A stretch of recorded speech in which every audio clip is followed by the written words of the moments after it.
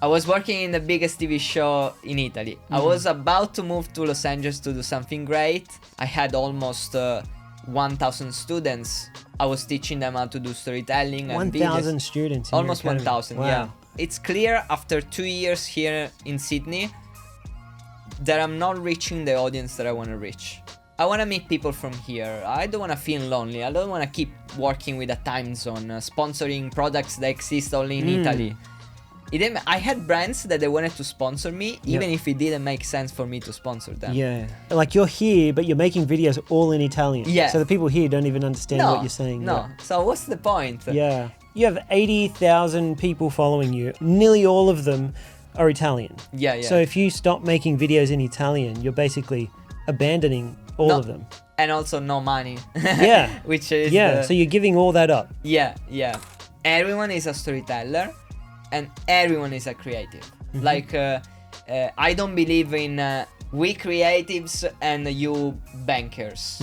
Even bankers are creative. Like they need to find creative solutions. Yes. Like human beings are creatives by definition. Storytellers by definition. Today I'm joined by Roberto Ricotta, an Italian creative who built a huge following over in Italy, working with major brands and production companies before moving to Australia. But even with over 80,000 subscribers back home, Roberto felt isolated because making content in Italian for an audience overseas made him feel disconnected from the people around him here. Until he made the bold decision to switch and start making content in English, walking away from the audience he built overseas and start from scratch here in Australia. In this episode, we talk about how storytelling became the skill that allowed him to rebuild his career, attract clients, and feel connected again. So if you're a creative starting over, or you just want to build your skills around storytelling, this one's definitely for you. So let's get into it. I like going through someone's work and seeing what they do. Yeah. And then I went on yours and it's all in Italian. And I was like, Wait, did you check the YouTube? Yeah. Yeah, no, you should check the Instagram because YouTube is like... But even Instagram. If you go back, yes. It's like all in Italian. Yeah, no, Right. only the last 12 months I started making videos in English. Yes, I heard. But I kind of want to go back a little bit earlier. I'm going to try and say this properly. Can you tell me about your experience in La Iene? La Iene. that was was good? nice. That was good. Yeah, La Iene is one of the most famous Italian TV show. It has always been my dream because when I was a kid, I was watching this TV show. It's a very weird TV show. Now, I don't know like a possible Australian comparison to this because I don't know Australian TV. Yeah. But it's like a news kind of like funny TV show. Okay. Basically, I saw La Iene, they have millions of followers on Instagram and Facebook. They posted an announcement where they were saying, are you a video maker? Do you make videos? Do you want to start working with us? Well, on this day, we're going to do a MasterChef kind of for video makers. We're going to select the video makers from all over Italy and to do some challenges and to decide who's going to become the new TV author of our TV show. Wow, so competition. A strong competition. It was like I sent an email, I sent my portfolio, my Vimeo at the time, my Vimeo channel with all my videos. Yeah. And they invited me. I went there. There were 40 video makers. 40. So imagine like a TV show for like a fancy TV show for ABC, like the same level, like it's one of the biggest TV shows in Italy. So I felt like a lot of anxiety. Yeah. And literally every day for 4 days they were firing. I don't know how to say that. 10 people. They were tossing out 10 people. Oh wow! Because of the challenges. Yep. One of the challenges was. Go around the city and interview a delivery driver. Wow. Like someone that is delivering some food like Uber Eats and stuff. So hard because those people, they don't want to stop talking. Yeah, you know? Of course. They're probably working. You know, the faster they are, the more money they make. Yeah, true. And you had to make a video, like they're asking you to make videos. Storytelling piece about one of those drivers. Wow. Riders, actually. Because they were on the bikes. And it was so hard because most of them, they don't even speak Italian. Yeah. because Yeah, it's true, an easy true, job true. to get. So, and so I like was challenging like this. I went over and over and over it, and at the end I made it to the end, and I won. And I started working. You won. How many people did they choose? They chose 2 TV authors and then maybe 3 or 4 just camera operators. Wow. So the TV author had to do also the camera operator. Yep. Like he Yeah, was yeah, kind yeah. of like a YouTuber, kind of like the same Okay, equivalent. I had a little bit of experience at that time. It was 2018. I started when I was 12, so already a little bit of time. But maybe they saw something, like maybe the way that I was editing the videos. Were you confident at that time? Like, did you think you were pretty good? Yeah, I was very confident. Yeah. Like, consider it was 2018. I started making videos when it was 2009. Wow. Okay, so a long time. Long time. Even though you were young, like Yeah, you've no, been doing it. 20. I was 20, 21. Mm-hmm. Already had more than almost 10 years of Yep. No, maybe more than 10 years of experiences. Wow. So I was confident in my skills. I wasn't sure that I would have won because there were so many people from everywhere. Yeah. Like literally every in Italy it's small, but there's so much diversity. Yep. So you never know, like other creators with other backgrounds, they can be better than you. Yeah, of course.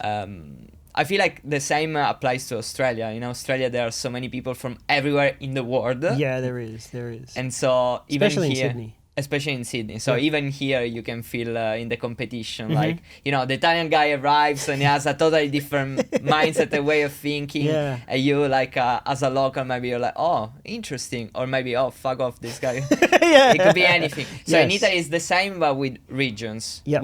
We speak the same language, but we have different Depends dialects. on the region that you're from. Exactly. Yeah. Sisi, for example, is Got it. like almost Africa. Like, so it's like people are like, oh no, Yeah. go back to your country. Yeah, wow. And what was your experience? So, like, at the end of this competition, they gave you a job. Yeah. You were working there. Yeah, so basically the first season, I was a junior TV author. That meant that I had to write like little episodes of between 10 and 30 minutes, but under like an experienced TV author, because I Yep. didn't know how to write for television. What I found out the biggest challenge was that I didn't know how to write for television, because television is older than social media.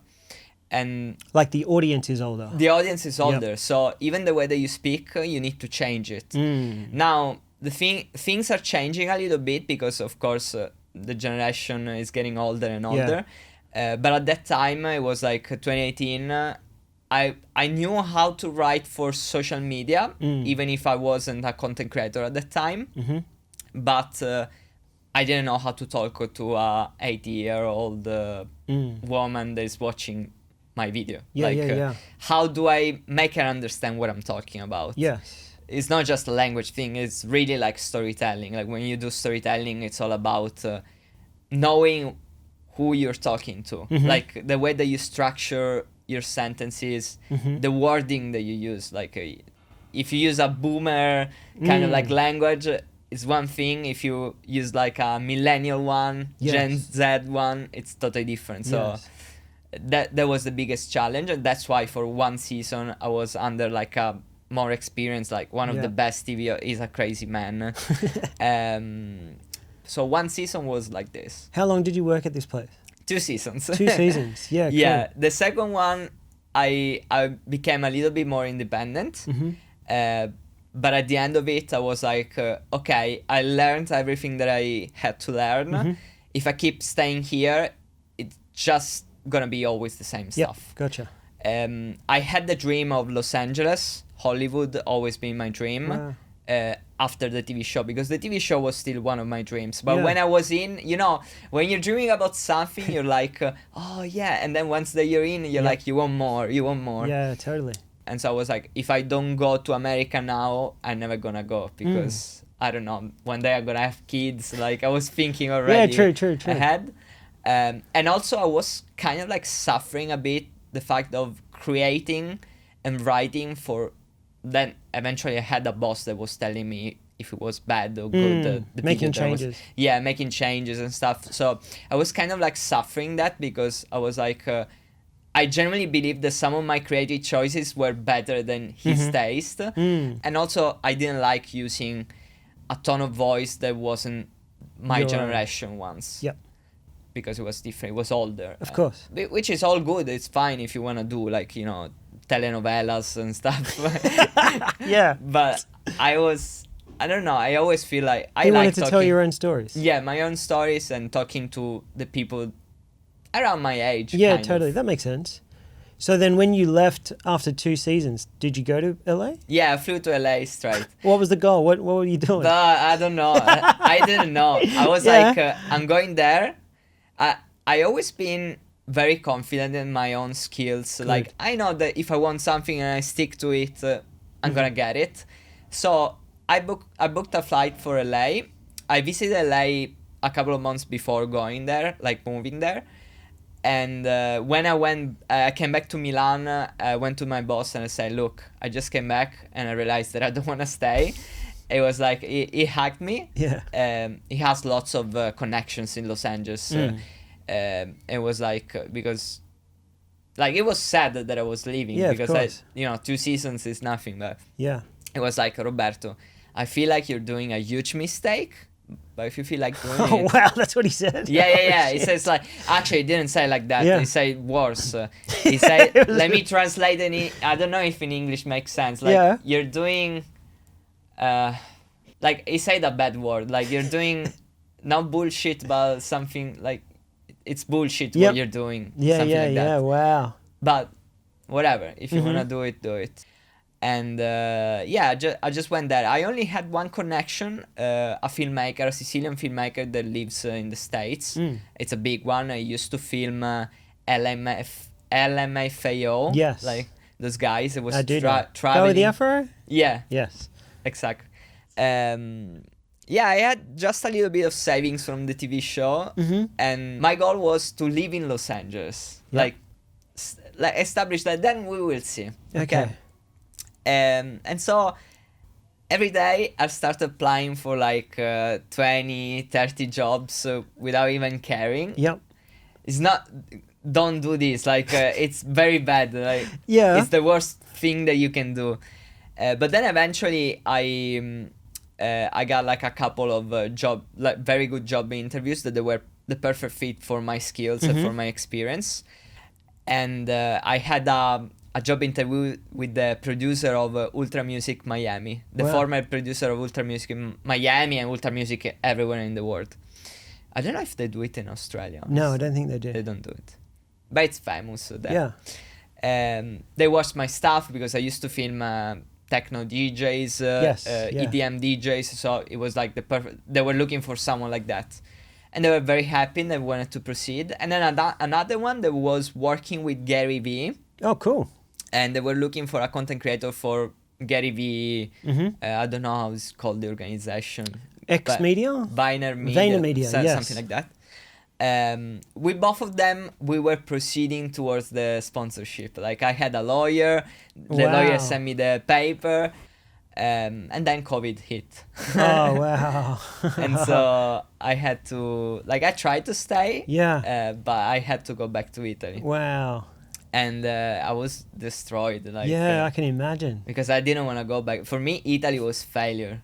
Oh, really? Yeah, going back without, like, I can go back, of course, my family is You there. know you can always go back there, so it's like Yeah. you're the last option. Exactly, but Yeah. then when I went there, I was like, oh, it's really bad. I still remember the entire flight which was long from Los Angeles to Sicily. Ghost flight, there was nobody because it was the Yeah, pandemic. And I was like, oh, what am I gonna do with my life? Like, am I going back to the TV show? Yep. And listen, the thing is that in Los Angeles, I'm saying this now, it seems like I was like having fun, but actually I was crying every day the first 3 days in Los Angeles because I was like, I'm leaving one of the biggest, most famous TV shows in Italy to do what? Like, I don't even know what's the other option. Like, what am I doing? And you know, when you leave an opportunity, you always feel like you're not gonna have a bigger opportunity. Scary, right? It's Yeah. scary.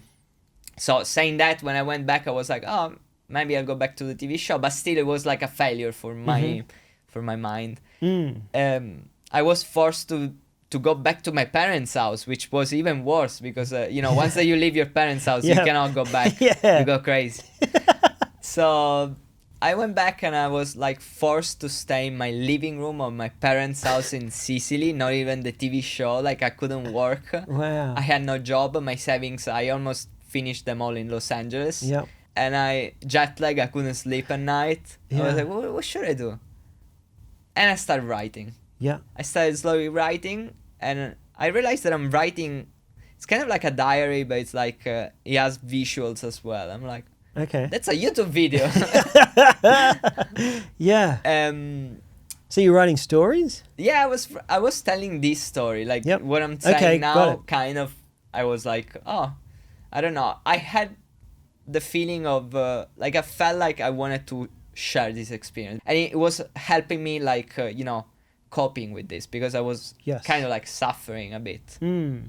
And so I started filming myself always in the living room at my parents' place in Sicily. Yeah. And I told the story of how the last 3 months were back in the States and then in Italy, and what I learned from it. Mhm. The video didn't go viral, but like all the newspapers in my city were Mhm. in my town, they were talking about. And then I started making videos for the entire pandemic, which in Italy was very long. Yeah. And that's how I identify myself at that time as a YouTuber. Yes. And I started doing that, and then slowly I told the story of how I worked in the TV show, which was very interesting for Italians. Yes. And that's how I built my audience, that over the years it became like 80,000 subscribers, which for Italy it's a big number. For anyone, that's a big number. And bro. for anyone, it's a big number. Yeah, really. Like even 10 people. Today, Mhm. things are completely different. Like it's been 6 years. So So you grew an audience on YouTube just by being in your living room telling stories exactly. about... Yeah, no, then eventually I started going out because Yep. finally regulations allowed that. I left my parents' house Yep. because I couldn't live there anymore. Yeah. In the meantime, I was in a relationship with an Australian girl. Mhm. Like all this time, we were in a long distance relationship, and so like she came to Italy. So we took an apartment. We lived together. And in the meantime, my Los Angeles dream was like, okay, I can live without that, because I started making the videos, and so I was like, oh, I like doing this for myself, Sure. not working for other people. Yeah. And when finally Australia opened the borders, we were like, okay, we've been together in a relationship for 3 years. Maybe should we go to meet your family? And so we fly to Byron Bay in August 2022. Mhm. A couple of months after Australia opens the border. I'm still working at that time as a YouTuber, full time. At that time, I have a big audience. I have sponsorships. I don't make videos anymore for other people, just for myself. Wow. So when you're saying you're making YouTube videos full time, what does that mean? You're making money through sponsorships and brand deals? Mainly sponsorship. Yep. Not much from YouTube, because unfortunately, YouTube in Italy doesn't pay as much as I don't know about Australia, but way less than than the States. Yep. And so I had brands. I don't know if I can say brands. In Yeah, this yeah, podcast. man. You can say whatever you want. Like Insta360. Yep. Apple. We did a couple of things. Wow. Italy, of course. Yeah. Then we did like I don't even remember, like so many brands, like MusicPad. Yep.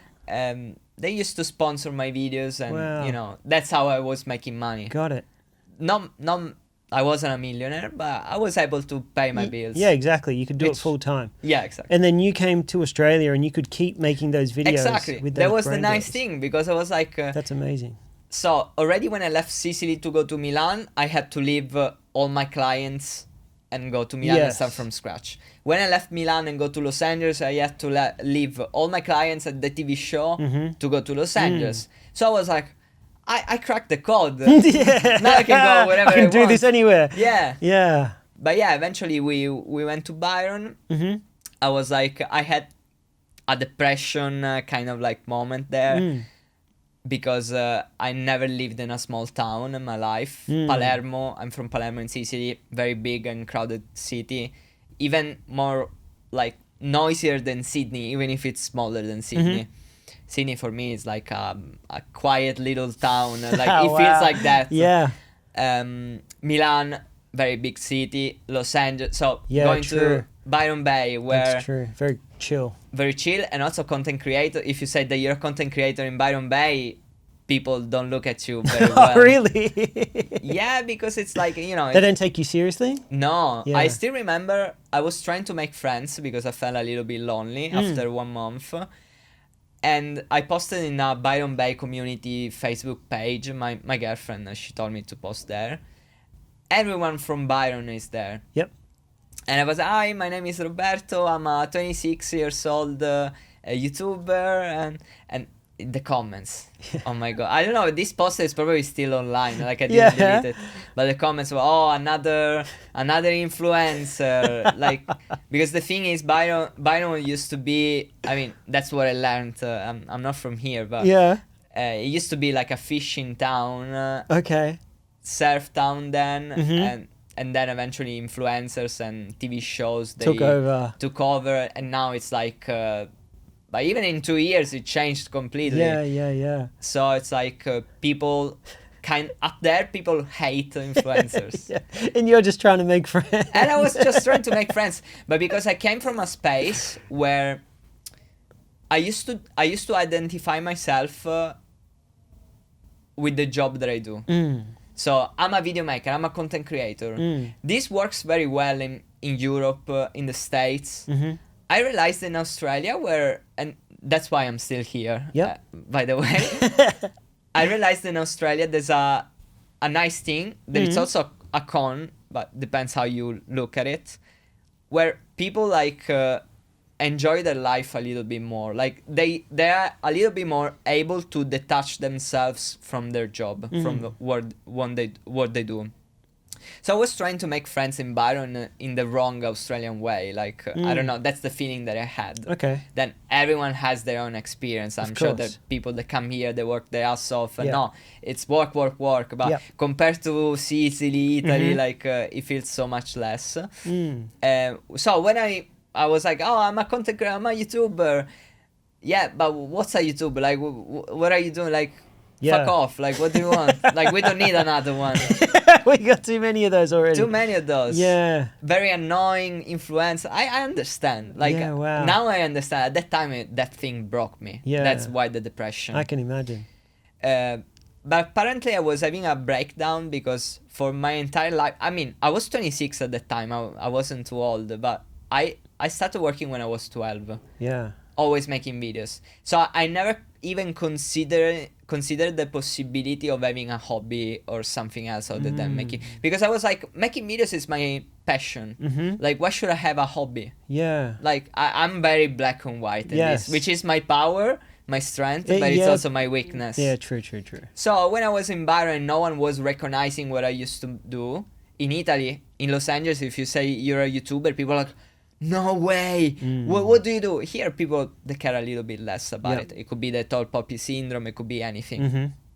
I even, in the meantime, forgot to say that I stopped working for like 2 months. Like, I took a break because I was bored of making YouTube videos as well. Wow. Do you think it's because you didn't feel accepted as a YouTuber? Also, like it just... you know, it's nice this thing that today you can work from anywhere in the world. But I feel like if you're trying, so let's put it like that. I hate traveling. Yeah. I'm not a backpacker. Yeah. Like I respect those people. I don't know how they do it. Yeah. I need my routine. Yes, me too. I need to do this, to do that. Me too. Like see the same places, and that's how I become creative. Okay. There are some people that they need to go to Machu Picchu to find their ideas. Yeah. I need to do the coastal walk, but not the entire coastal walk. Always the same loop. I do Clovelly, Bronte, and back, like literally like a psychopath. That's how I find my ideas. Yep. Now I'm talking about this because now this is the routine. But back in the time, back in the days, it was like going surfing. It was working at the park in Milan. And so when like I was living on the other side of the world, I was making videos in another language. So I wasn't accepted. Yeah, true. And people couldn't understand me. Yes. Like what I was doing. So you're here, but you're making videos all in Italian. Yeah. So the people here don't even understand what you're saying. No. Yeah. So what's the point? Yeah.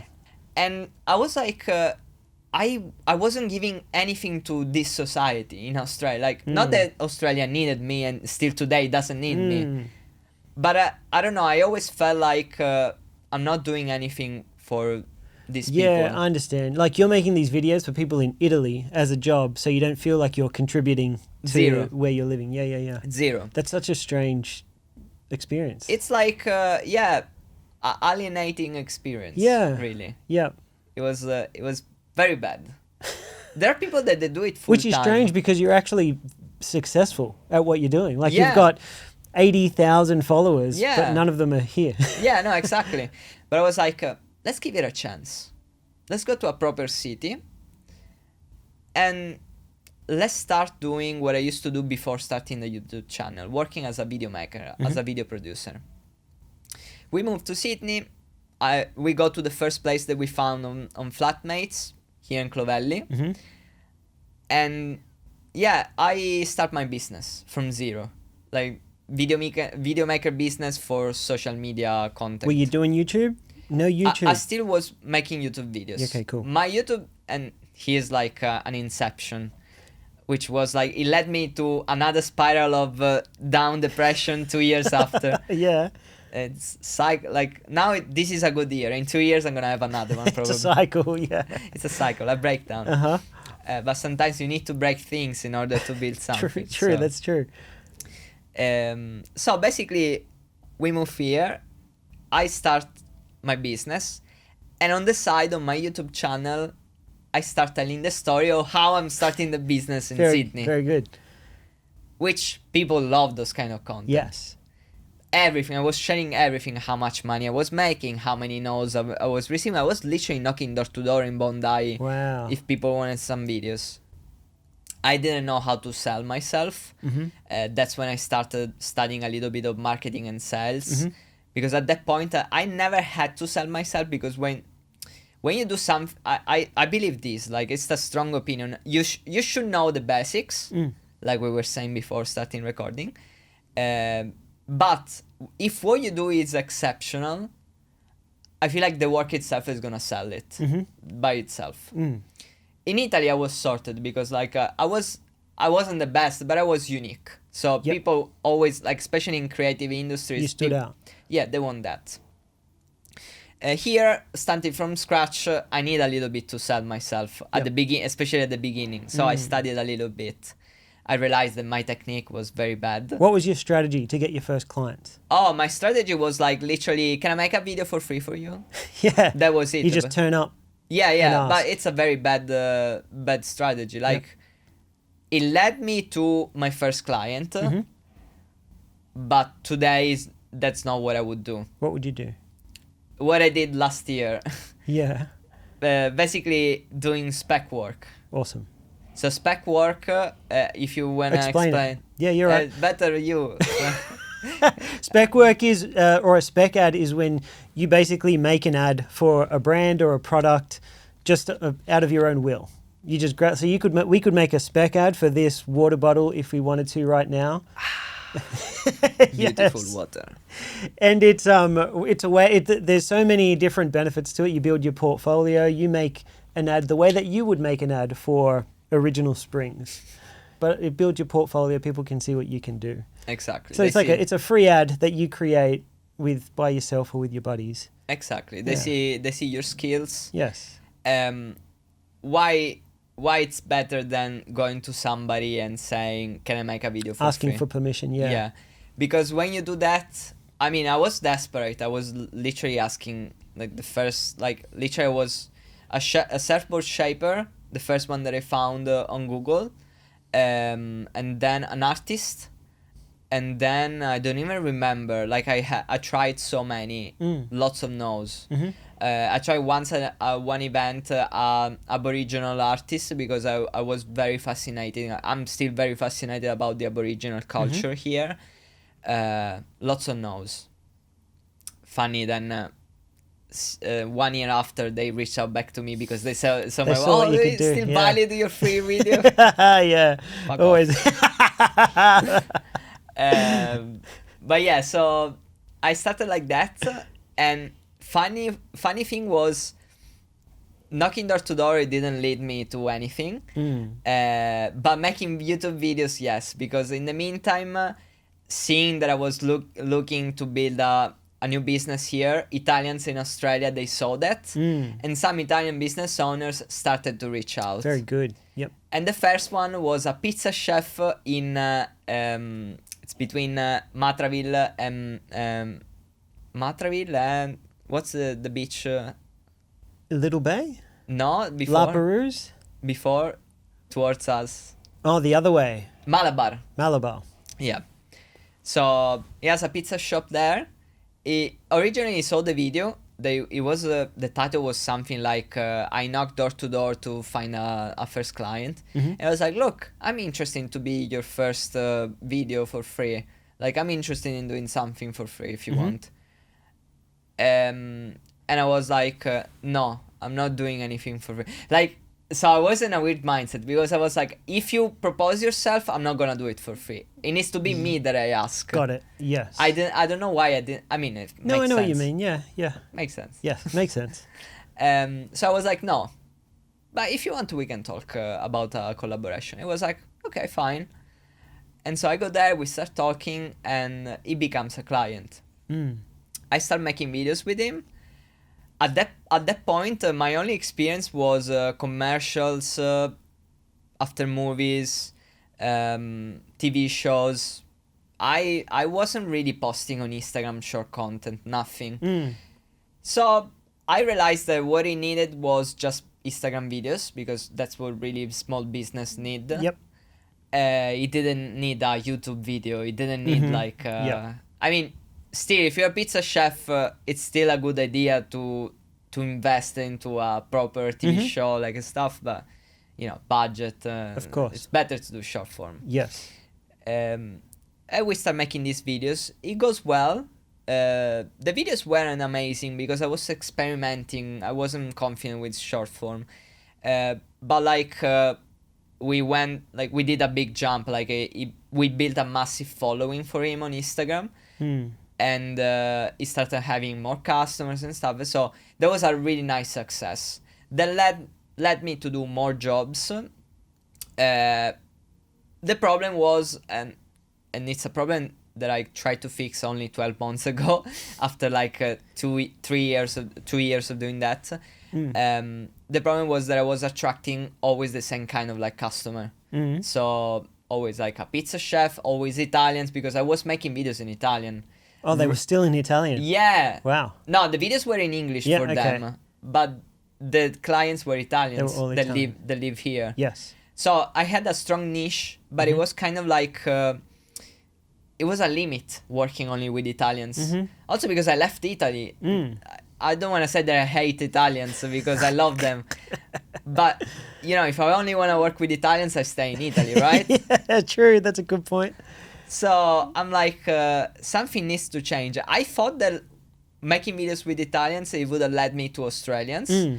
But it never did. Maybe a couple of jobs did, but they were still connected. Maybe they were Italo-Australians. So Yeah.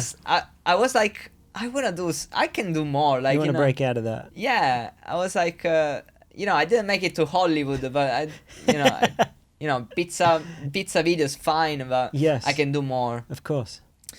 And so last year, I decided. In the meantime, the series called From Zero to Video Maker, it was an incredible success. It didn't go viral, but lots of people were following. 80,000 subscribers. Lots of people were watching this series. I started an academy, storytelling academy. I had almost 1,000 students. I was teaching them how to do storytelling and 1,000 students. Almost 1,000. Wow. Yeah. It was in Italian for Italians or for Italians that live here that they wanted to learn how to make videos. I was being successful. I was making a good amount of money for what I need. Yep. And so I was like, yeah, fine. I wasn't satisfied though. career, from a career aspect, because I was like, I was working in the biggest TV show in Italy. I was about to move to Los Angeles to do something great, and now I'm here making YouTube videos. But like, I don't know, it didn't fulfill me. Like, probably somebody else is fine with it. For me, I felt like I could do more. Yep. And so that's why in January 2025, 12 months ago exactly, I decided to stop making videos in Italian completely. Yeah. I was like, I need to change something. I wrote down a strategy. I used to do social media strategies, so I was like, okay, let's do something. Like, it's clear after 2 years here in Sydney that I'm not reaching the audience that I want to reach. Yeah. I want to meet people from here. I don't want to feel lonely. I don't want to keep working with a time zone, sponsoring products that exist only in Italy. I had brands that they wanted to sponsor me, even if it didn't make sense for me to sponsor them. Yeah. I had to say a lot of no. I turned down so many, like, basically, I turned off my income completely. Yeah, exactly. Zero. Wow. I had a couple of clients in Sydney. Were you afraid of that? You have 80,000 people following you. I would like nearly all of them are Italian. Yeah. So if you stop making videos in Italian, you're basically abandoning all of them. And also no money. Yeah. Which is so you're giving all that up. Yeah. I used to, so it was a gradual exposure, because in the meantime, for 2 years I started my business here. I had a couple of clients. So I was making a little bit of money, not enough to live, especially in the eastern suburbs. Yeah. But I was like, okay, now is the time to do it, because I realized I need to do one thing. I can't do both.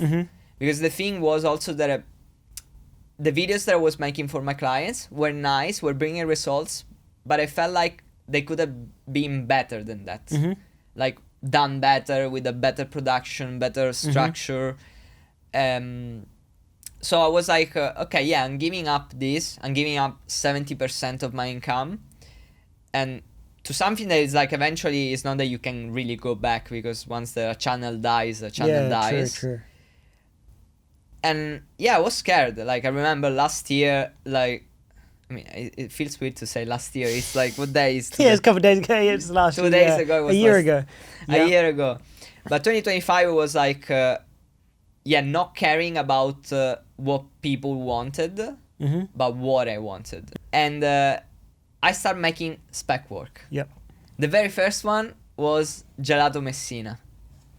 So Gelato Messina is the reason why I decided to stay in Sydney and in Australia. So after Byron, we came to Sydney. The first place that I go to is Gelato Messina.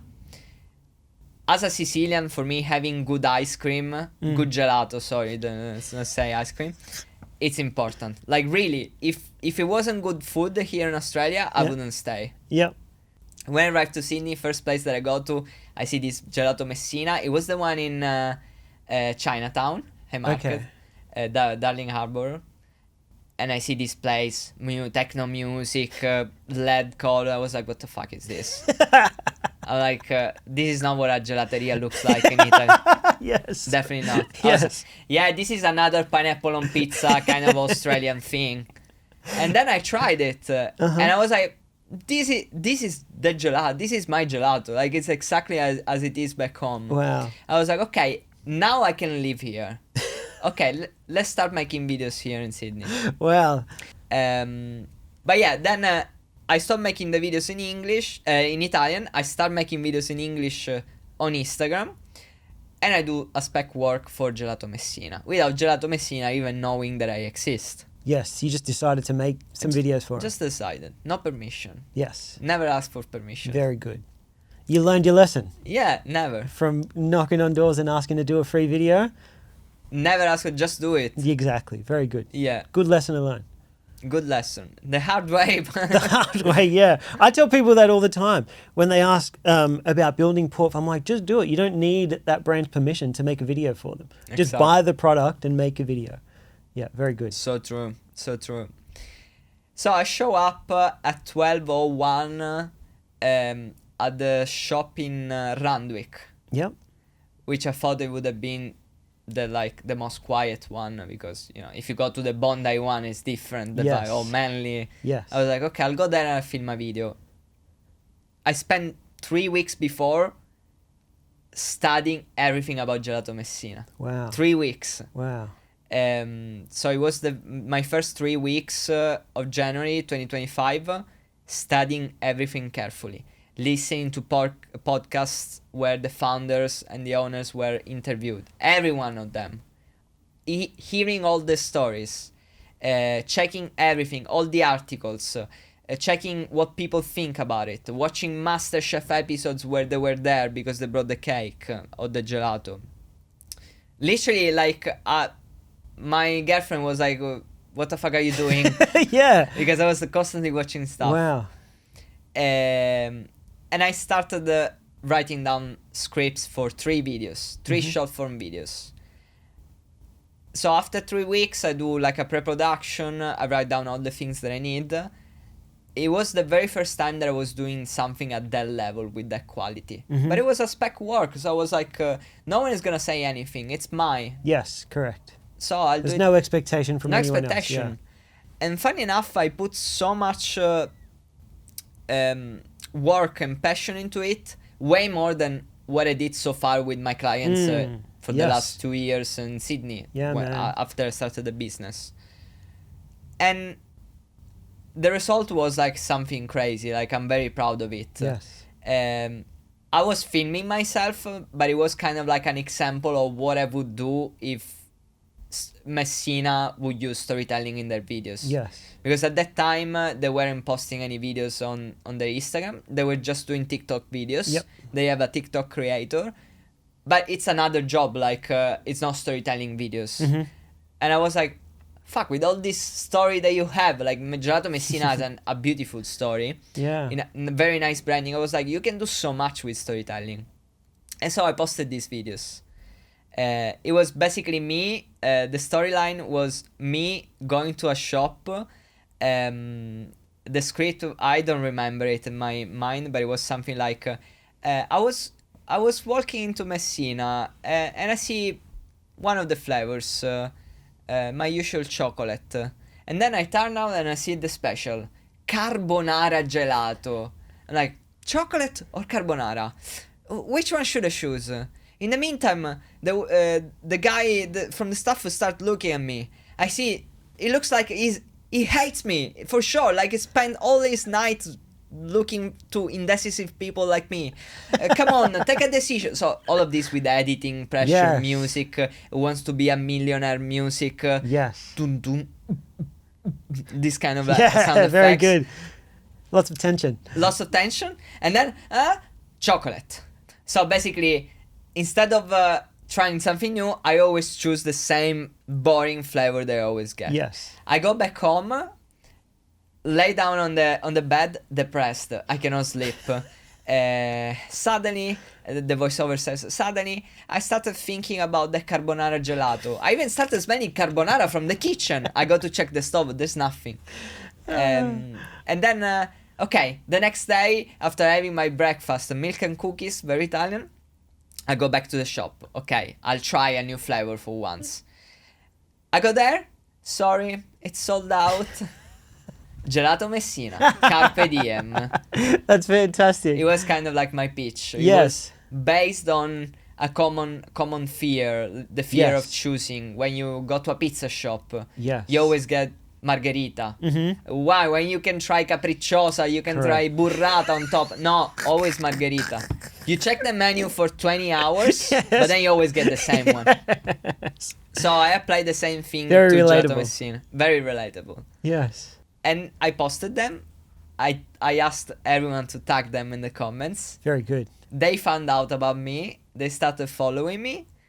They say, yeah, one day we're gonna do something together. Never happened until the end of the year 2025. No way. So basically, but why it was a success? Because in the meantime, they shared the videos. Mm-hmm. Lots of people from, finally, English-speaking people, not just Italians, Yes. they started following me. And that's how I got my first local client from English content. Wow. It was Happyfield. It's a shop in Yes. Haberfield. They do pancakes. Yes. Popular. Very popular. Very popular. Incredible branding. Good food. Best cafe of the year. Yes. It was the kind of client that I needed because I didn't have any exposure. Like, I had small clients. Again, I had so much fun with them. And the nice thing with small clients is that you can make them grow thanks to your videos. Yeah, true. But I didn't have a name yet. Kind of like the same names that I had back in Italy, that I made videos with big names. So I was like, cool, let's do this. Happyfield was very like a big fan of Messina. They saw that Messina shared the videos. They were like, oh, should we do something together? Very And we good. did our first video. But in all of this, it's been like 6 months. Like, it's not that it happened all in once. Yes. And so in the meantime, in this 6 months of the first 6 months of 2025, I keep making spec works, like 3-4. I did also Rode microphones. Another success. They invited me to the facility. They interviewed me. They gifted me so much equipment. Wow. All from a spec ad. All from the spec ad. Wow. We did a collaboration on my profile, a paid collaboration where I sponsored the Rode mic, the one that you put on the camera. I've been using that since I was 12, so it's like this is what you should sponsor, things that you actually use. Yes. And so things were going well, but my business was still the same because like I was still making videos for the pizza chef, for another restaurant and stuff, until I started working with Happyfield. Happyfield, they reached out immediately at the beginning of the year, but then eventually we filmed in July the first video. And with Happyfield, my career in the last we're talking about yesterday. My career in the last 6 months completely changed. So until June, I was, what the fuck am I doing? Because I was like, I still have always the same clients, no new requests. And then finally, when, the spec work was attracting a little bit, but when finally I did a paid work, that changed completely the thing, because one, I brought incredible results. Like, we did the first shoot, we did like something like 3-4 million views with organic videos. A couple of videos, like That's not insane. many. But also the style. The style was the same that I used in the Messina spec work, in the Rode spec work, which was a very strong storytelling style. So until before, I was doing just straight talk to the camera videos, the usual, the one that everyone does for the pizza chef. I was doing a little bit of sketches, but I was like limited by the fact that the clients wanted lots of videos. I wanted to give them quantity, and so I had to, like, I couldn't do storytelling. I cannot do 20 storytelling videos in one session, you know. Of course. I can do one. That's it. But it's you can do 20 videos of someone talking and doing stuff. You ask questions. Yeah, and cut it up into small pieces. Becomes a documentary. It's fine. It's also good, but I start doing the Happyfield videos with the same style of the videos that I used to do for Gelato Messina, which was the same style of my longer YouTube form videos. Like, that's how I build that audience. And explosion, like literally so many requests, like lots of people. And eventually Gelato Messina watches the videos from Happyfield and it's like, okay, we're ready finally to do something. We have this idea for this concept. And that's how Messina became my client, basically almost at the end of the year.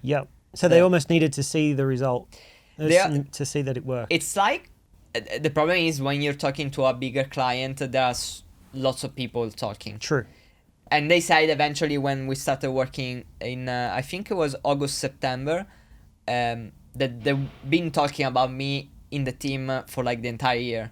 So the entire year they were trying to figure out when to position me, because of course they have a marketing team. So I feel like the thing is you need to give yourself a little bit more time when you're trying to reach bigger clients. But at the end, when they saw a specific type of video that I did for Happyfield, and I think maybe also they saw the results, I don't know, even if these bigger brands, they care a little bit less about the views, but more about other things, like you do branding, so it's like less about how many likes you get, but Yes. how good is connected to your marketing is your video. Yes. But yeah, they saw that and they reached out and then they become a client. Now Wow. we make videos basically every month. Yes. So your strength obviously is storytelling when it comes to creating content. What makes a good story? What do you think makes a good story? I think it needs to be, especially today with AI, which is incredible. Like today you can do a lot of stuff. I feel like today the best thing is it needs to be obvious that it's true, authentic. I feel like that's the thing. But this doesn't mean sharing and talking about everything about your life, because that's the mistake that I did on my YouTube channel. Because in the meantime I didn't tell you that, but when I started that series from zero to video maker, what happened was I started doing things in my offline life in order to talk about those things online. So basically I was making happening things in my own life just because I wanted to tell it online, which is a weird thing because it's something that it can push you a lot to do things. I would have never done like knocking door to door without filming it, you know. I had a hidden camera. I was like, so you're doing things with the purpose of turning it into a video. Yeah, that was my life star, the guide star. How do you say it? Like that's what gave you direction. Your North Star. My North Star. Yeah. You think that's a bad idea? It's a very bad idea. It's. I mean. Well, then where are you getting your stories from? Well, you must live first without the intention of telling it online, and then eventually. So the mistake is that today everyone wants to have a space online. Yes. And social media are amazing. Like they're the best thing that was ever invented in the last 30 years, I think, because that's also why we're here. Yes. That's why I can live in Australia. True. But I feel like the problem is that everyone tries to build a following, to do content online, to be seen, but then they're not really living their own life. And that's what Australia taught me also. What I was talking about when I was joking about Byron Bay and you know, those kind of stuff. It's bad because if you're a YouTuber, it's a proper job. Like it's important that you feel like understood. But at the same time, there's also something else that I learned: the importance of having something to talk about. Without thinking about the online. Because the problem was when I started that series that was very successful and led me to clients. But the problem with that series was that I was pushing things in my own offline life to be able to fit into one video a week. And that's a problem. Because you can be successful, you can make money, but at the same time, it's not a long term, like it's not sustainable. I still remember that I was like talking about everything that was happening in my career. I was trying to build an agency at some point. I was hiring people and I was posting the interviews with these people. So you're trying to turn everything into video. Like literally when they say everything, even your shit is content, I was like the symbol of that. So it consumed you too much. And also I was talking about things that I wasn't an expert of. Like hiring. I'm very bad with it. I still was making I'm hiring one of you in Sydney. Who the fuck are you? In fact, if you go to read the comment, I mean, now those videos like they're unlisted. So how would someone, if they wanted to, get better at telling stories? I don't know what someone can do. I can tell you what I learned this last year. So going back to doing something offline gave me a better purpose on storytelling. I'll explain you this better. So I decided to stop making videos on YouTube because I didn't want to be the guy that was telling everything about his own life. The fact that I started helping others telling their stories, so it's not just about me. It's not just about Roberto doing this and that. And I feel like that helps a lot telling better stories, because your ego is like pushed away. But also eventually when you bring back the ego, you want to tell the backstage of how you did that, it's more authentic. And this brings back to what's most important about storytelling: real authenticity. Today, whenever I make a video that tells a little bit of the real story offline of me actually working with other people, I don't know, there's something like people can tell that it's real. But do you think it's hard though? It's hard to sound authentic when, because you'd have to script videos, right? And a lot of the times scripting a video, being able to tell it well is important. But then when you're scripting something, that can take the authenticity out of it at the same time, don't you think? I feel like writing doesn't take you away from reality.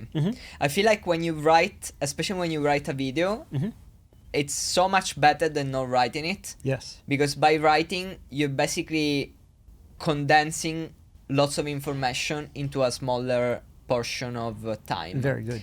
That's why I also left YouTube, because I got bored of doing long form content. The reason why I was doing all those useless content, it's because I had to fill the minutes. At least 10 minutes you want it to be a YouTube video. Like you don't post 4 minutes, you just make two Instagram videos at that point. Yes.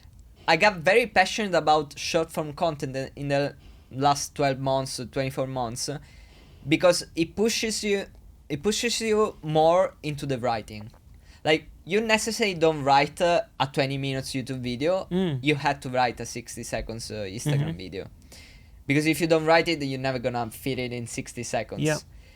And what I realized is the writing is always rewriting on the rewriting on the rewriting of your draft. Yeah, you're constantly revising and bringing it down. Exactly. Editing it down. It doesn't take the soul out of it.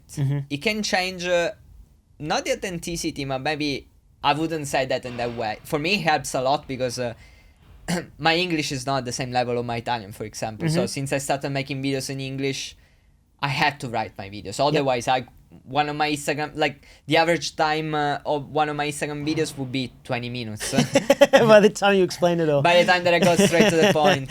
Yes, correct. But it helps me, writing helps me delivering a message that is stronger. Yes. Think about those 3 weeks that I spent studying Gelato Messina. Yep. Like, I condensed in 3 weeks of knowledge plus my ideas, another 3 weeks. It was like almost 2 months of work for one video into 60 seconds. And people only see the 60 seconds, but that doesn't matter. Like, I don't care if people see now. I don't care if people don't see what's behind the backstage. Before, it was like, no, it's more important what's behind than the final product. I don't care how good the video is. Yep.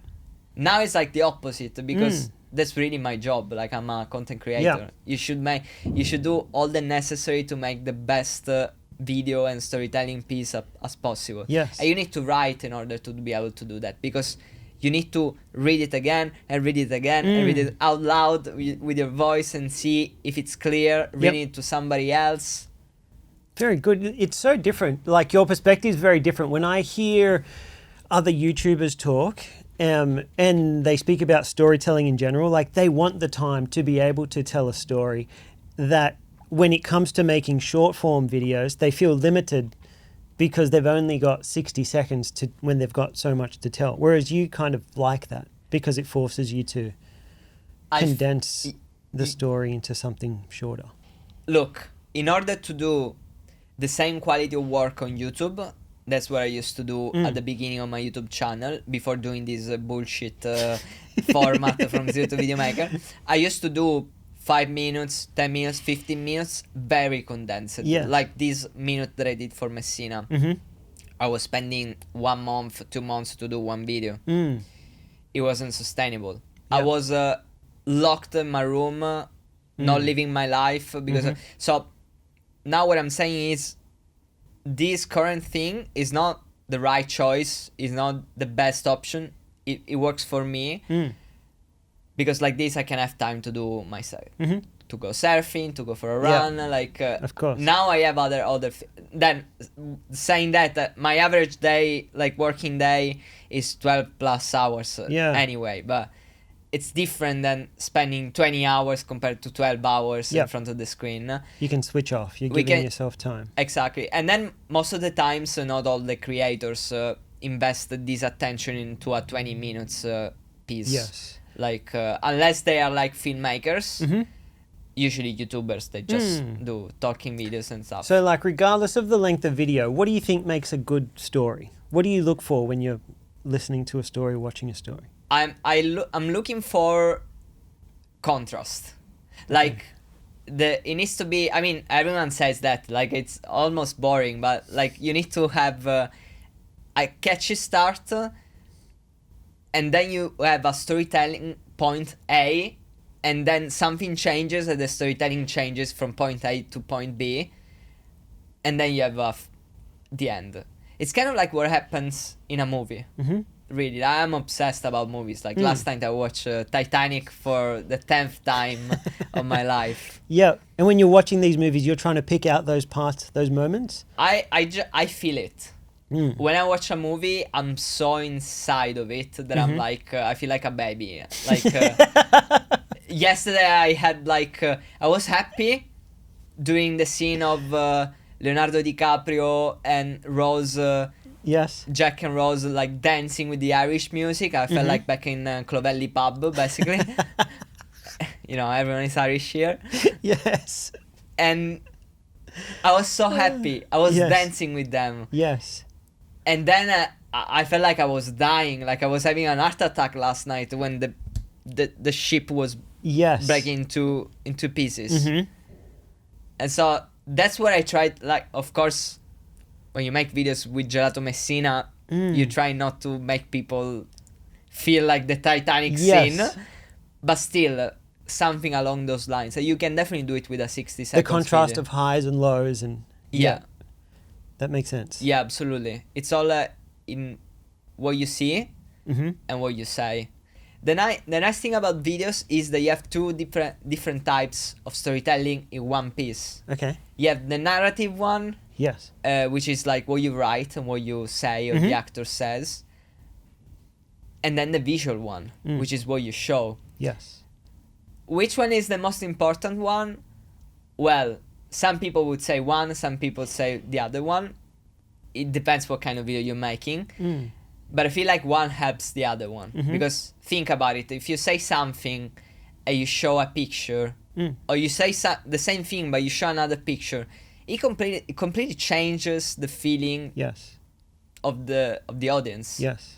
What they're feeling, or even the meaning it can even change the meaning of what you're saying. So you need to be careful of what pictures and videos Yeah, you of show. course. That's what I love about it. You have so many. It's like a puzzle. That's what I love about making storytelling videos. Like you can move everything as you want. That you create your own story, your own reality. Then if it's real or if it's not real, of course, then the audience is gonna catch it. Yes. Like people are not stupid. What I love about today of the type of videos that I make is that it's a mix between reality and fiction. I try so hard. You can see it in the last videos that I'm making with Messina or Happyfield.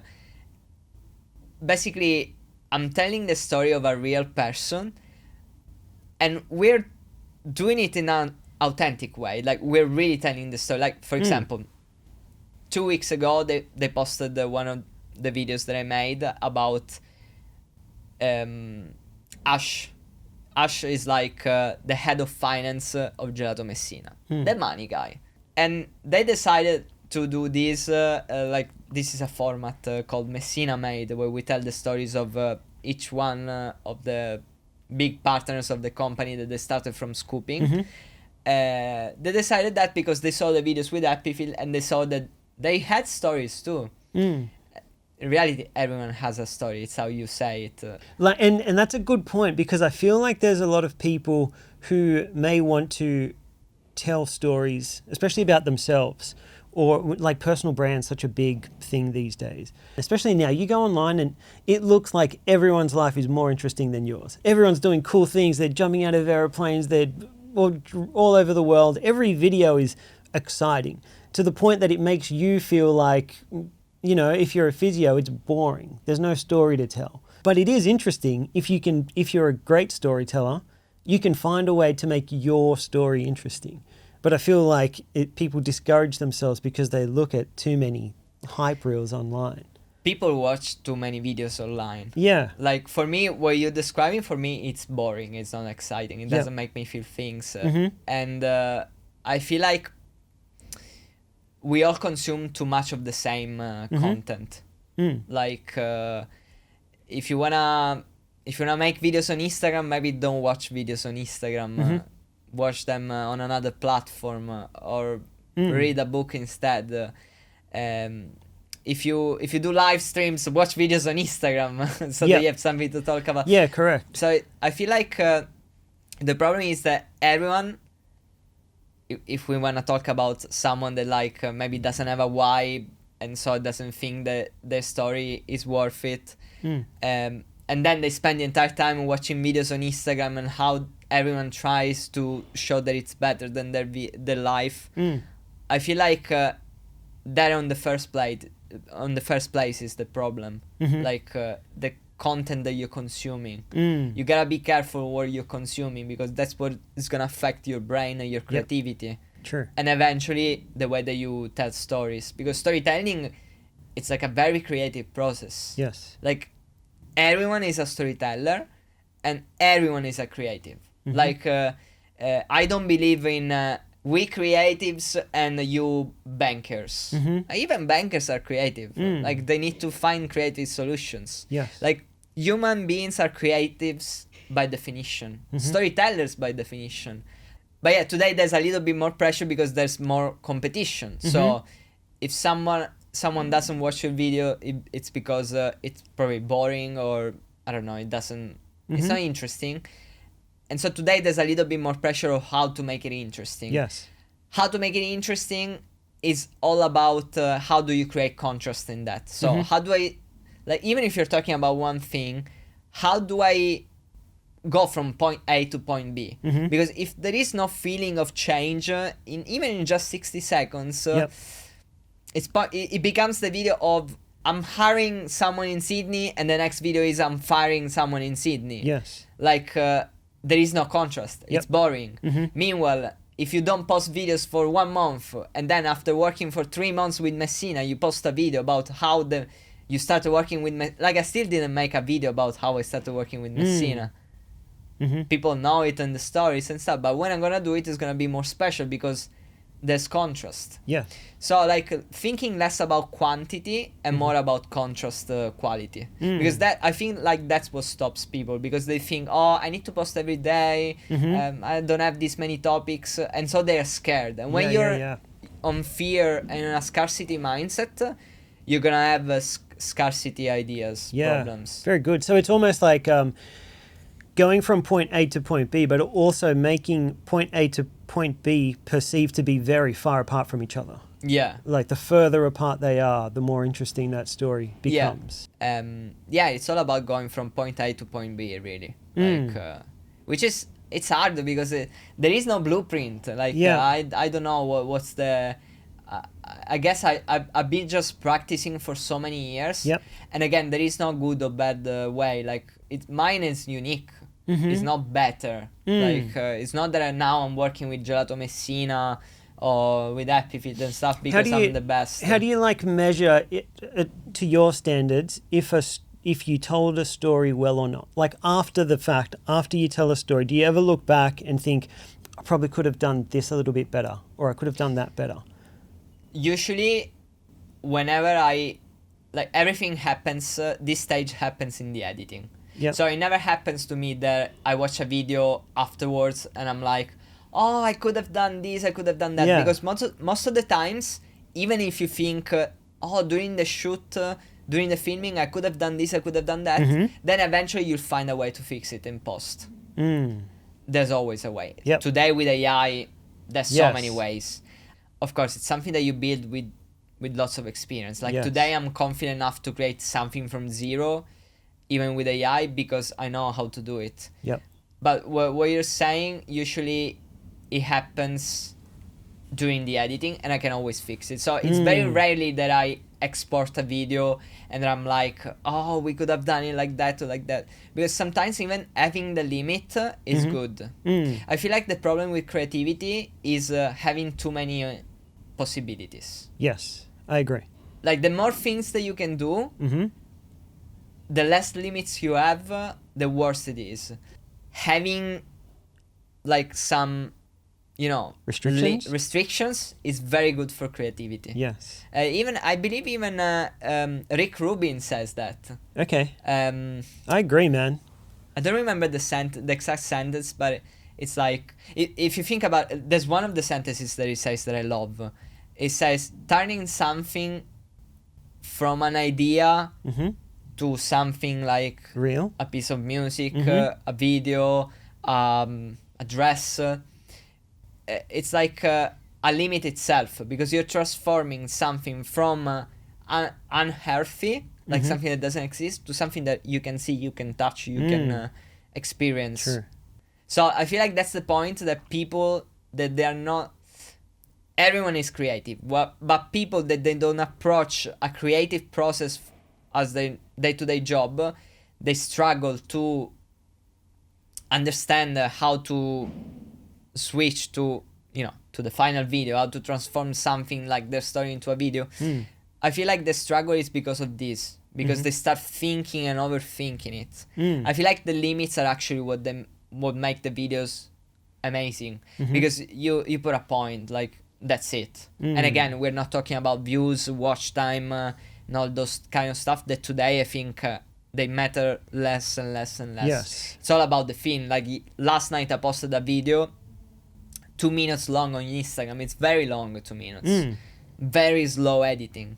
It's just a video with music and some text. Yep. But the video performed better than the videos where I put like so much intention into, because it was a video where I was hugging my mom after 3.5 years that I'm here, and she came for the first time. People felt the emotion. And also in the editing, I didn't feel like cutting too much, because like I needed to feel it. Yep. I'm a big fan of feelings when you're editing. Are there certain techniques that can draw out emotion?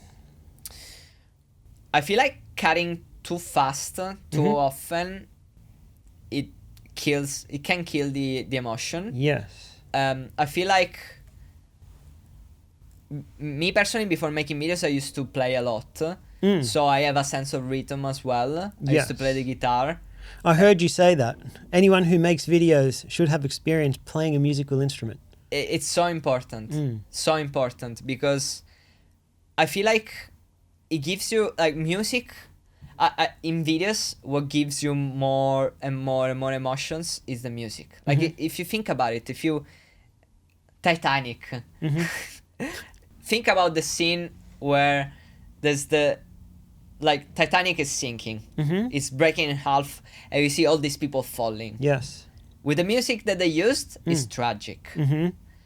Like you feel so bad, like you see yourself there, like fuck, it must feel horrible. Like you die, it's freezing down there. Also, you smash into the like, you know, a ship is very hard. It's not like this that is soft. It's not a good way to go.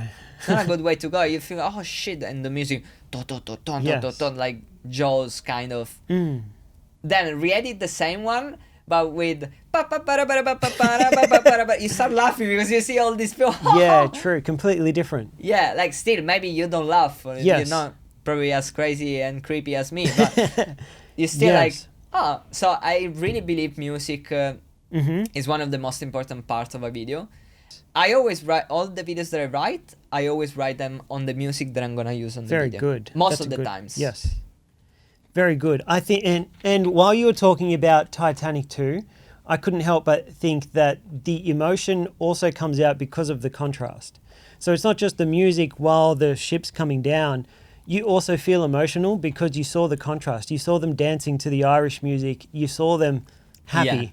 And you saw them at point A, and because you saw them at point A, point B hurts so much more right? So the emotions drawn out because of how much contrast you saw in the story. And the most important thing is that could have been me effect. Yeah. It could have been me Relatability, yes. effect. It's like it needs to be. I always try to do it in all the videos, and I Yep. see it in all the most successful, like my videos or Instagram videos, Yeah, whatever. yeah.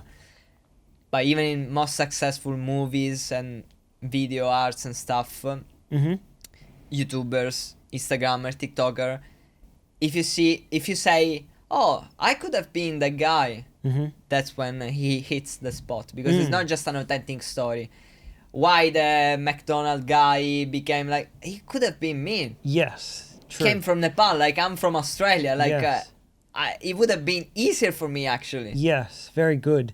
And that's so true, because then you can make anyone who seems out of reach seem just like you by telling that story. At the end of the day, the reality is everyone is like you. One of the things that I loved about Los Angeles was I met like big names and stuff, because this friend of mine is like in the industry, so we went to parties and stuff. I didn't see the things that they talk about. You didn't see those? No, I didn't see Donald Trump.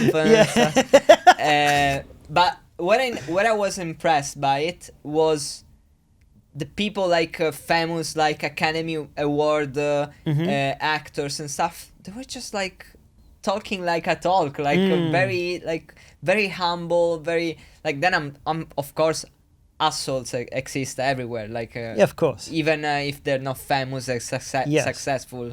You don't have to be rich and famous to be an asshole. But True. but what I noticed was really no one is out of reach. Something is out of reach if you think it is. I think that's the point. Yep. It's just a belief. More in terms of like inspiration, who do you think are like the best storytellers? Are there people that you look up to that you think do it really well? I love movies, especially the big old movies. Because I don't watch videos online really. Like Yeah. I watch some YouTube videos sometimes. Mostly I use YouTube as an educational source. That's how I learned how to make videos. Really everything that I learned from YouTube. Yep. But really the source of inspirations is movies, because it's offline. It gives me a time to shut off from the external world. Yeah, very good. Even better, I don't do that so often, and I should force myself to do it a little bit more often, going to the movie theater. Yes. Because you're really committing to something. Like you're like for 2 hours, 3 hours. No distraction. You can't even go to the toilet. Yeah, like, yes. I mean, in Italy it's different. You have a pause at the middle. Oh, really? Here it's like in the They should do States. that, yeah. They should do that. I agree. But also I like the fuck you. Like you be before. Like Yeah, true. do you have these 3 hours? You cannot like maybe you pay again. You watch it again if you Yes. don't want to miss that part.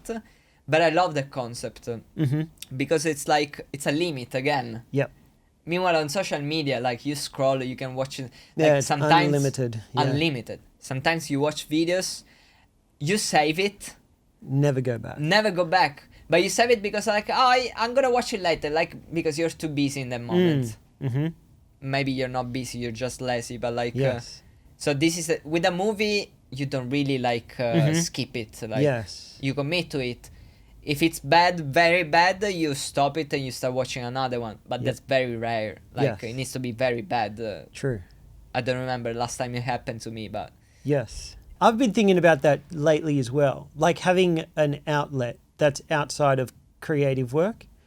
And I think what was weird, and I think a lot of people go through it, is that, I don't know, you started at an early age, but there's a lot of people like me, especially me, is that when we started creativity, we picked up a camera and that was our outlet from work or anything. We did it for fun. You know, you go on the weekend and you take photos or you make a video because that switches your mind. It's your escape from everything else. But then once you take it seriously, that then becomes work, and your escape now has become your world. And that makes it hard because now you don't have an escape. Do you get me? Yeah. And then you reach a point where for me as well, I was so stressed out because all I was doing was work. But I tried to convince myself, I love creating, so this is good. But I needed to realize that now I need to find a new outlet. Like for you, it was surfing, you know, or finding something else where you actually switch off. Yeah. Because then when you come back to creating, you're more energized and you actually have stories to tell because you went off and you had an outlet and you lived your life. I found that hard because it was weird because my outlet, which was using a camera, doing it for fun, became work. And it took me a long time to realize that I need to find another outlet now. Exactly. Yeah. The best ideas always come to me when I'm cleaning the house. Doing something completely different, right? Yeah. Washing the dishes. Yeah. Going for the walk. Going for the walk. Yeah. Always the same. Yeah. Psychopath. Yeah, but you need to do those things that are like not creative, like just switch off and do something else. So important. And I feel like in a culture where like scale, more videos, more. I'm so happy about AI because AI is gonna get rid of so much work from us. In the sense that like they're gonna be what I believe it is. So many AI creators successful. So nice because I don't have to do that. Because if I do it, I can't compete with AI. AI is gonna make more videos than me. Yes. Maybe even better than me. Yes. But I'm happy because that means that I can focus on offline things like this. Like what I'm doing, for example, now, it's not something that AI can really do. Like talking to people, listening to their story. Yes. I mean, yeah, you can talk to ChatGPT, but it's not the same. Yes. Very good. What are some of the goals that you have now coming into this year? This is a good time to do it. Start of the year, everyone has goals. Yesterday was last year. Yeah. 2026 is all about simplify things. Okay. I've heard a couple of people want to do that. It's almost, Yeah, it's a trend. It's a trend. No, I don't know. Like last year, because I'm analyzing 2025. 2025 for me, it was one of the toughest. The first 6 months, I didn't talk about it before, but it was tough because I wasn't making any money, and I cut off the 70% from. Yeah, YouTube. that's tough, very tough. Yeah. Tough. But then I overcomplicated so many things. The way that I was making because all the videos that I make with my clients, they're all productions. You need to organize things. It's a lot of work. And also my videos. And it was everything too complex. So now what I'm doing is I'm just analyzing what brought results in 2025, just doing that and doing way less. So crazy, man. Me too. I'm in that process of figuring out of all these things I do, which of them do I love doing the most? And simplify it to the point where the things that I choose to do, I actually really want to do and I can do them well. And not focus so much on the things that I'm just doing for the sake of doing. Yeah, just pick one thing. Because again, so many things you can do. I'll give you an example from 2025. I started a storytelling club. Yep. Storytelling club was a place where each month we were meeting with strangers from Sydney. Yeah. And we were creating a video for one of the participants. Just to show, like, it was a free event I was doing just to meet people. The way that I structured the club was like nice. I was like giving them food. Like I was like, you know, I'm Italian. Yeah. Like I was invited That's to what my you guys place. do. Yeah. I was invited to my place. Then we upgraded to Little Italy. Like we went there. Very good. The Italian community gave me a huge office. Yeah. It was amazing. I was making a video for one of the, again, aspiring content creators or business owners that want a video. It was nice, but at the same time, I had Gelato Messina, all this thing going on. And I can keep doing both. Yep. But and I love doing both, almost at the same level. But why when I can do just one of the two, just that one? Yeah. It's hard to choose. It was hard for me. Now, I'm not completely not doing anymore this storytelling club, but now the storytelling club is gonna be more of a connected to what I'm doing with my clients. Like now whenever I need help, I message in the group and someone comes and they can learn. Yeah, that's awesome. And of course we help each other. You learn, I get some free help from you. Yep.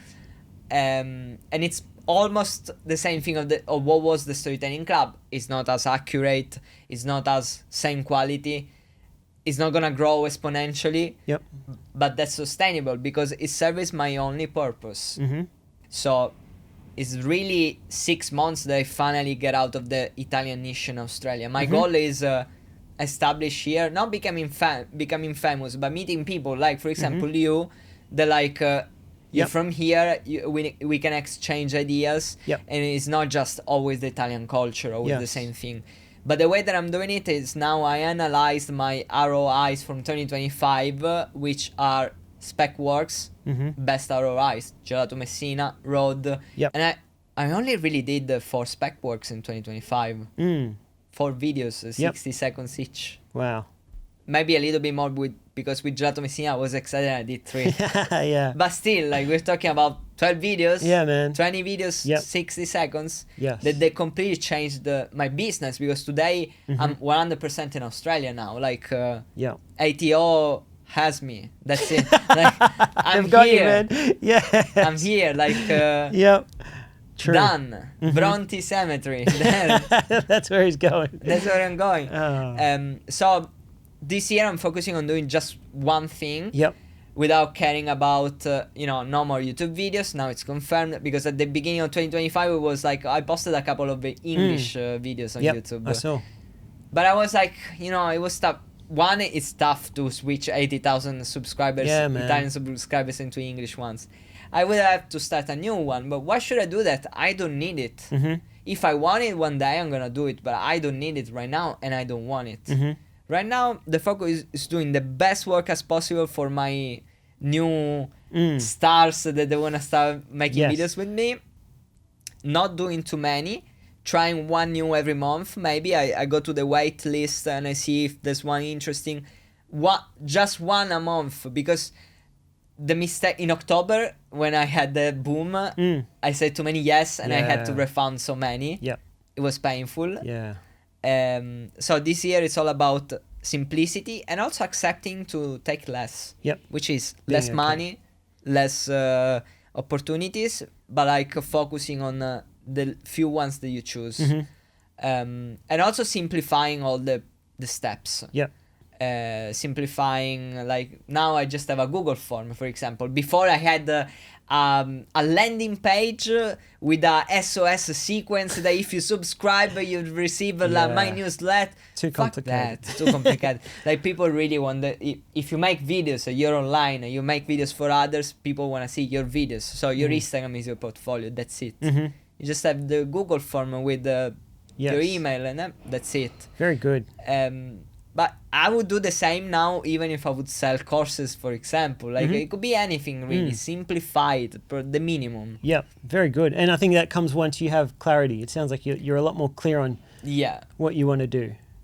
Still, there are some of the things that I want to explore. Like, this year I'm going to travel to Los Angeles briefly, but like... Very good. Still checking, but the goal is Sydney, specifically. I love it. I don't know if forever, but like I can stay as much as I want. I think that's a very good place to be. It's like, I think you want to have as much, for me it's been like clarity, like, because then I know what to say yes and what to say no to. Because when I know what I want, or what I'm trying to achieve, when opportunities come, I know, is it going to get me closer to where I want to be? If it's a yes, then okay. But if it's not going to get me near there, then I'll just say no. Exactly. So like clarity is really important to me. But at the same time, you also need some room intentionally to try new things and explore. And I think like that's where you want to be. It's not one or the other. It's a balance. I think like 80, they say 80-20. Yeah, probably. Maybe 80-20. Like you do, 80% you do that, and then 20% you experiment. But like you're full in one thing, like really like.